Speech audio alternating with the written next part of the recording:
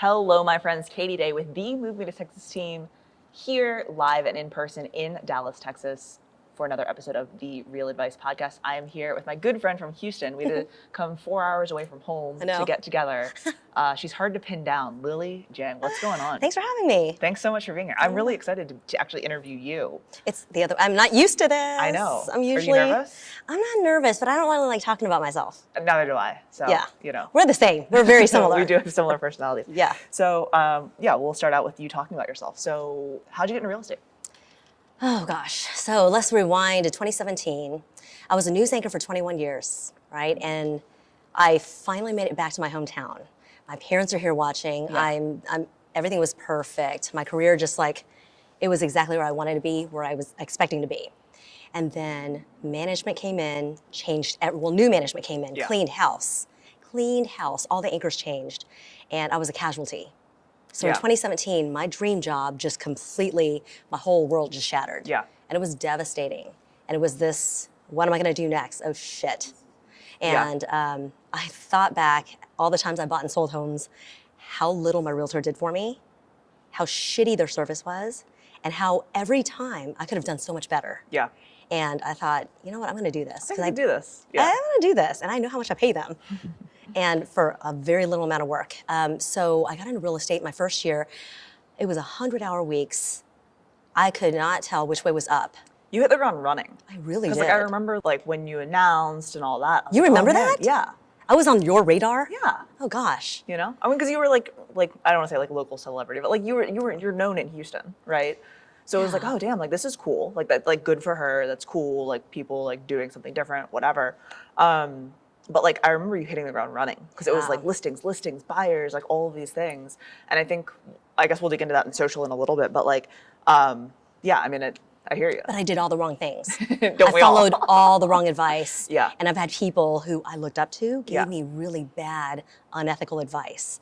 And I learned really quickly where I needed to be. Yeah. And where I belonged and which brokerage I belonged at. So that first year, it was, how do I do this? How do I make my marketing different? Because I have this background. I'm going to go knock on the door at the NBC station. I left CBS. I went to NBC and I was like, I'm gonna give you this thing no one does. Yeah. And it was called Lily's List. So every Saturday morning, every Sunday morning, it was very HGTV videos. Mm-hmm. I'm gonna show other people's open houses. It is a community of realtors.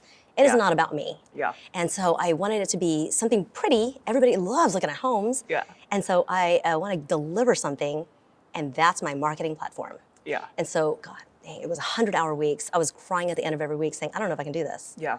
I don't know if I'm at the wrong place. I'm getting bad advice. I don't know what the hell I'm doing. And then after a year, I was like, I just caught my breath. Yeah. And I was like, screw it. I'm going to double my business next year. I'm all in. Let's go. I'm all in, whether I like it or not. But the first year, I was just hoping to break even. Like if I make $50,000, okay, just my living expenses, I'm fine. But I exceeded what I made in TV news as a news anchor. And you're like, well, shit. Let me see what I can do now.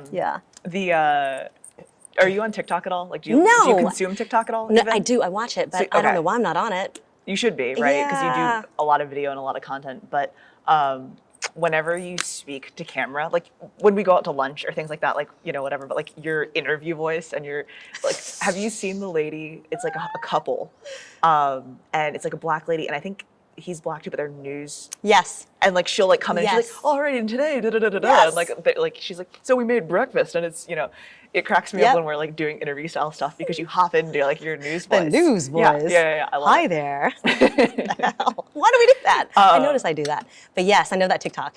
Yeah. In the weather today. That could be funny to do like house tours like that. Like just all TikTok house tours, like just on your phone. It'd be funny. Yeah. Yeah. You don't need the whole production crew, and maybe that's a new idea. So you're funny in person? You should be doing that stuff.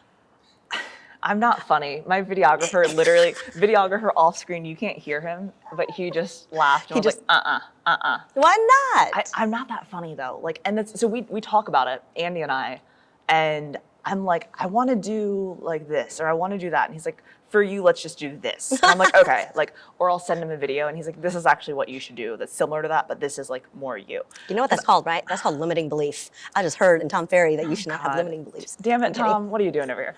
No, but, and also like, I don't know. I have like my niche, and like I do some things that are funny, but like I don't know. What people want more, Katie Day. I look up to I love your how marketing. this came in. Now I feel like I'm being interviewed. What's happening here, y'all? You know how I say I turn the tables? Yeah. No, but it's true. It's like when I did my show. So fast forward 5 years. I've been in the market 5 years, and I've been in talks with NBC to do the show for a while. Yeah. And so it finally came to fruition. You have a show? It's the show. I'm just kidding. And she's the first person I thought of. I'm like, your marketing is unparalleled. I appreciate it. I think that people want to. Everybody's copying you.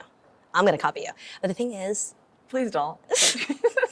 You have the skills to do it way better. No, I'm kidding. No, but I'm just like, you are such an educator. You're now like one of the stars. You should be on stage over there. I don't even know why you're not. But it's true. You have a lot to say. Thank you. You have shit to say. All right, we need to put this back on you. All right, I need another question. Trying. Someone give me a question. No, I'm kidding. Okay, so you were doing Lily's List. You were showcasing open houses. Yeah. And I feel like that's like marketing 101. So for a brand new agent, like they get into the business, right? What would be your advice to them of like, because like brand new agent didn't just come from TV world. You don't have those connections to be able to walk into NBC or walk into wherever and be like, hey, you think I could do this? Like, you don't have the credibility, right? Right. So what advice would you give to a brand new agent? So here's the thing. This is my second career. Yeah. So I came in with this huge sphere of influence, and I know that was a big advantage to me. But everybody has something. You're coming from somewhere. Utilize that. So one of my friends, she was an oil trader. So she came with an entire book of business, right? So you have these platforms that I didn't have. Yeah. And I always say, like when I started in TV, typewriters, okay? I'm that old. So now these days, everything is so technologically advanced. Use it all to your advantage. Why aren't you doing the YouTube? Yeah. Why am I not doing YouTube? Because I can't clone myself, but you should. You should be doing all of that because everybody has a different audience. Yeah. Do you the best. And I don't know. I think I get scared off of doing TikTok because I see the messages some realtors put out there. Yeah. And it's so unprofessional. As far as comments and like, trolls, I would say it's like Instagram, then YouTube, then TikTok. Instagram first, YouTube. As far as like they're okay on Instagram, you get some trolls. I know you get them, right? Then like YouTube, you get them, and then TikTok because it's like you can just be like user 12985, I mean, I got a lot of trolls from legitimate realtors when I started in this business that were whatever with me for no reason and thought I wanted to be an Instagram model. I was like, look, I had a legitimate career coming into this. Yeah. But it happens. Well, and also like, in knowing you and knowing who you are, like since you got in, it's like you definitely weren't that personality, right? Mm-hmm. But I think that people think that like when you see, success and some fame and like, clout from another industry that like you're trying to like bring that here. And like to some extent, obviously you are, right? You have your sphere and you have your people, but like, people just like want to hate, right? Yeah. But there are tons of haters. All good. So for new agents, I mean, think about this. Because this show, I've had it now for 8 weeks. Yeah. So we've been in production for 8 weeks. The younger realtors are not reaching out to me. How are you getting listings? And when you go into a listing, don't you want to say, I'm going to get you in front of more people. I want to get our listing in front of a lot more eyes. I want to utilize everything we have out there. There's a show called House to Home. They asked me to be on it. Yeah. But these realtors are not reaching out to me with professional videos. I don't know what to tell them, but utilize all of your resources. There's so much platform out there that you can get your listing seen, or you can talk about yourself. Be something, like everybody's got a passion for something, so you're good at something somebody else is not, right? So get after it, and then get yourself on TV. You just gotta sell yourself. What are some things that you feel like you've done well to help scale your time? Because I know we talk about time a lot and how, we try to schedule a lunch and we're like booking out, today's August, we're booking out, in October to hang out, right? How do you feel like you've like done a good job in scaling your time with all of the things you do? Because obviously some success, some failures, but like, what are some things like you would give advice to people of like, or what you've done to not to repeat, Gosh, I'm still struggling with that. It is a work in progress because now I have a full-time job with the TV show and I'm a full-time realtor in production. I don't do it well. Yeah. And so I have learned to scale and learned to delegate. I have a full-time licensed assistant. Okay. And so she picks up a lot of what I can't do, so I can be on the front end. Yeah. She picks up all the back end. But it's taken a lot for me to learn how to delegate because I think no one can do it like I'm going to do it. That is such a farce. I mean, it's not. It's going to be fine. Yeah. You got to learn to delegate so you can do the things you need to do because you can't be everything to everyone. Yeah. And why not? That's great advice. Yeah, you can't. And at some point, you're just going to have to say, this is how I'm going to grow my business. I need a buyer's agent. I need a full-time assistant. I need this team. I need all the different people. So I can do what I do best, which is continue to pull in the clients. Yeah, for sure. What other than your sphere, what do you feel like were some things that you did to build your business? Like what other lead sources? Like where were you getting business from? You know, I always say this to everybody, realtors included. There's enough business to go around for everybody. So even if I'm doing what I'm doing on social media, which I get like 30% of my business from social media, there's enough business for you to do what I'm doing on social media, but to your own audience. So utilize it. Be an educator. I mean, I'm telling you, Katie, I say this all the time, but you're so freaking good at it. And the content and the batch content and the educating. I'm learning stuff from you. Well, thanks. Wow. Thanks, friend. But yeah, do that. You've got to be an expert. What did I hear in there just now? There's going to be less agents and more experts. So be an expert in your field. If you live in Cottage Grove, I lived in Cottage Grove. I know. Be the expert in Cottage Grove. You know? If you live in Montrose, be the expert on Montrose. Farm Montrose. No, I hear you. I mean, and I think that that's something that, you know, a lot of people have difficulty in doing, right? Is figuring out what that niche is or what that specialty is and really focusing on that, you know? Yeah, you know, I think that if I had to tell somebody my secret, like my little secret sauce to success, it's that I have $200,000 listings. I have $2 million listings. And I treat my clients the same. It is their biggest investment. It is their biggest thing. And it's important to my $200,000 client that I give them that 5-star white glove service. And I think the secret, and gosh, I think this is the nugget, anticipate their needs, right? Because they don't know they might have never sold a home before. Give them the next 5 steps. And as you approach those 5 steps, tell them what's happening next. Give them the big picture. Don't have them come to you to ask a question, answer it before they have to ask you, right? Whether it's 200,000 or 2 million. No, that's huge. That's something that like I always, you know, I always want to tell like my team and clients, it's like, when are we speaking next, right? So this is the conversation, this is what we're doing. I'm going to give you a call tomorrow and this is what's going to happen, right? Always making sure they understand what happens next and when too, right? So that's so important. That's really great advice. Yeah, and also because they're busy, they don't want to chase you down for something you should have told them already. That's just the 5-star gold service. For sure, for sure. What do you feel like, so you said 30% of your business comes from social media. So what do you post on social for someone that may not follow you today? You know what? I'm not consistent. And that's my biggest mistake. And it's because I'm so busy doing everything else and I'm not delegating enough. But the thing is, whatever you are posting, whoever you want people to perceive, just be authentic about it. And I think people get that. And people want to work with people they like, they respect, they trust. And I will tell you, I mean, I built my former career on relationships, communication, and trust. So that's already there. But whatever you're posting, whatever you're doing, be authentically you. Because we try to be somebody we're not sometimes. I see it all the time. Well, and so speaking of, right, like you definitely like are a name in the luxury market in our market, right? Like, so, you know, what advice would you give to someone that's like looking to break into the luxury market? Because I feel like a lot of people are like, oh, I'm going to go like drive a Benz and like wear fancy clothes and like, now I'm going to sell expensive houses. I'm like, so like, what would be your advice? Unless that's your advice, that's cool, I guess. There's an element of that. Obviously. Driving the BMW. That's like such a joke. But the thing is, if you are already in the sphere, if you're doing things that you love and happens to be in that sphere, if you like to play polo, you're going to be around people who have money, right? I like wearing polo, but you know, no, I'm just kidding. That's true though. But if you want to sell River Oaks, you better know every damn statistic about every house in River Oaks, and you know market knowledge. Absolute market knowledge. But the thing is, and I really do feel this way, people don't want you to sell to them. They want to know that you're a peer. So you're living their lifestyle. You don't want to be sold their lifestyle, right? So if you are amongst them, then they feel like you understand and can sell that lifestyle because you're part of it. And it might be driving that BMW. No, but you know, like when you log on and see like a brand new real estate agent that's like, you know, fancy watch in front of their car, and like, I'm a top producer. You're like, you just got licensed last week. What are we doing here? So, you know, it's always, you know, Amber Alert.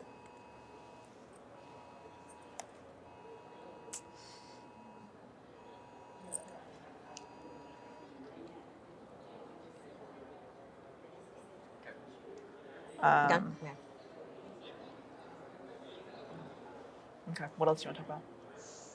I don't know. I think there's something that is really valuable that you should also talk about on your podcasts and also educate on your platform is building a team, because that's my next step, right? I have a team now, but making it bigger and having the right power players. How do you do that? Do you do that where you're at, or do you go to another brokerage where they're going to support that and teach that? Because I would have to learn, make mistakes, and try to navigate that. Yeah, we can talk about that. Not with this. Yeah.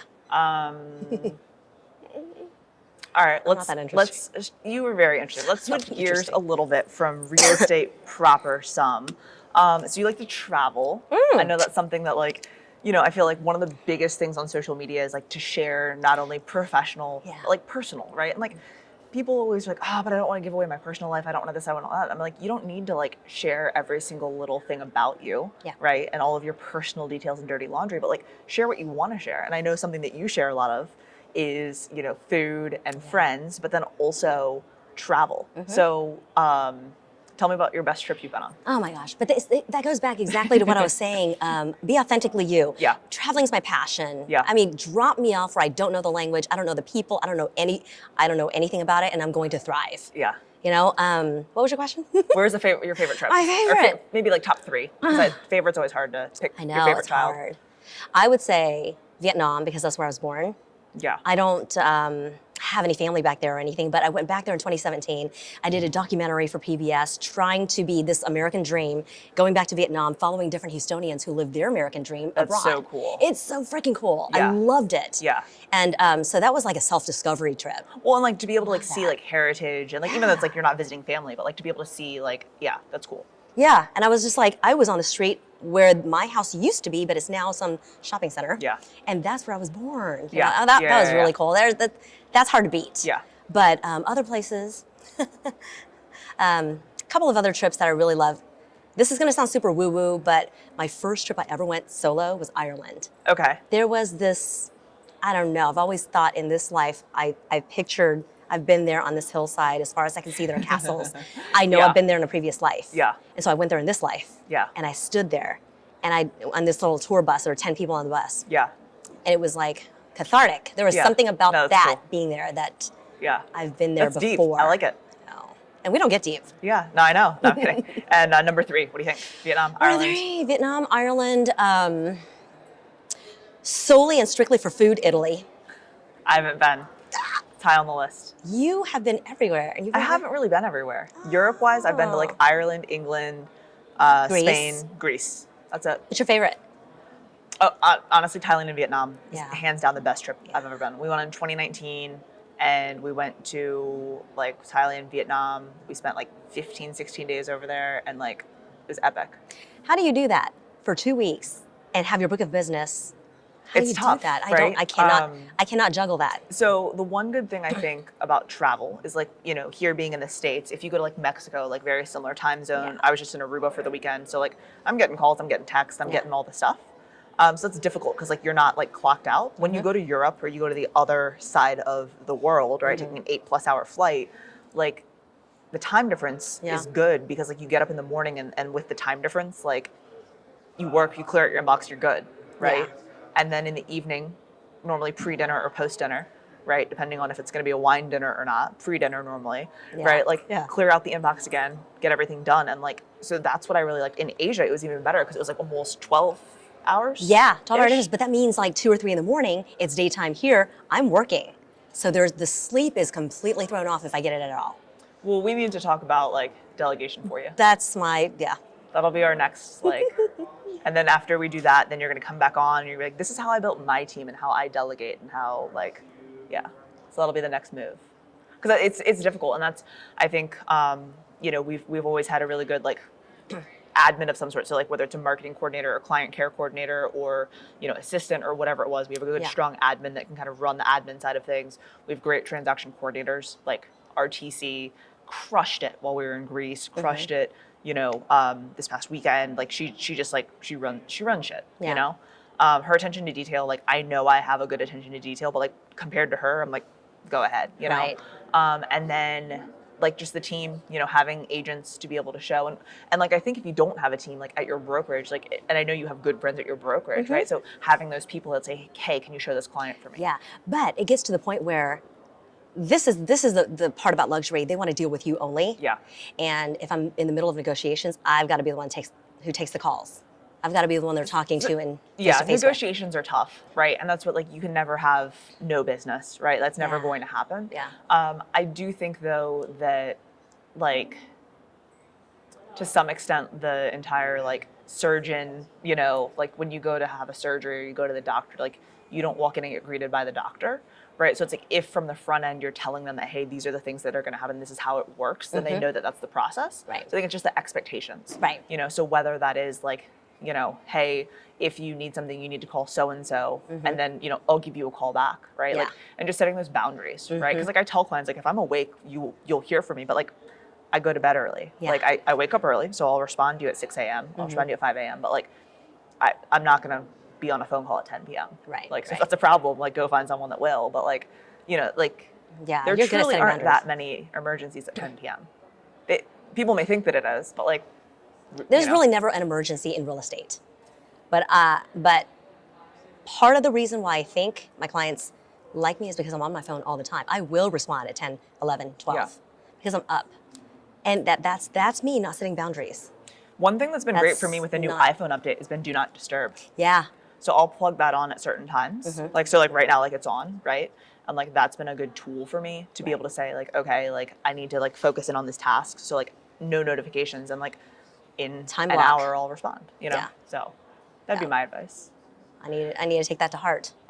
What do you do on the personal development side as far as like any books that you'd recommend reading or podcasts to watch or anything like that? Oh gosh, you know what? I am the queen of downloading all these books and I'm halfway into everything. Yeah. So Atomic Habits, I've got all these books that I'm trying to Has there get been through. one that has gotten you all the way? You've actually read it? Or listened to it all? Yeah, and it's been about 6 months since I've gone through a whole entire podcast or even a book. So I'd have to go back and look. That's how much they influenced me lately. That's time. Yeah. Unless I'm driving, like driving to Dallas. Driving is a good move. And it's all audiobooks. All audiobooks. Yeah. Cool.